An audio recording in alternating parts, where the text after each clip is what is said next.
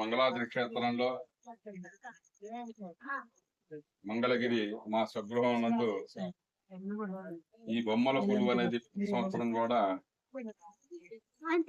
వంశపరంపరంగా అదొక ఆచారాన్ని ఈ రోజు వరకు కూడా చేసుకుంటూ వస్తున్నాం.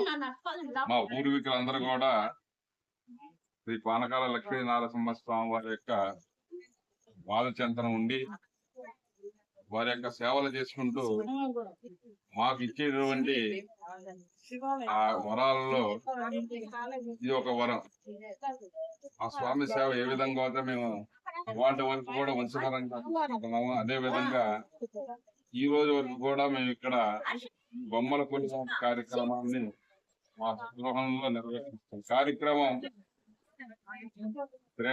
శ్వేతాయుగంలో సీతమ్మ తల్లి ఆ రోజు బొమ్మల పొగలు పెడుతున్న తల్లి లేక బొమ్మల్లో ఢిల్లీలు తెలుసు ఆ యొక్క ఇల్లు దగ్గర సింగిల్ దగ్గర దారి తీర్థం అమ్మవారు పక్కన మళ్ళీ ఏర్పాటు ఆలోచన జనకుమార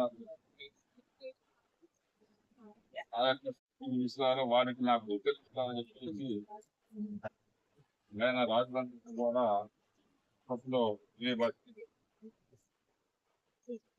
అదే విధంగా ఈ రోజు వరకు కూడా ప్రతి ఒక్క అందరి ఇళ్లలో కూడా చాలా వరకు అందరూ కూడా ఈ యొక్క బొమ్మల కార్యక్రమాన్ని ఆచారాన్ని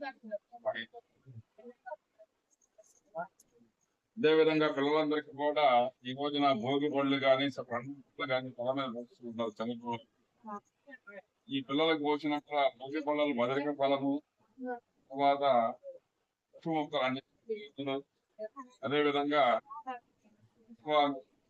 కలిపి ఆ పిల్లలకి ఈ మొత్తం చేతని శిరసను పోస్తారు.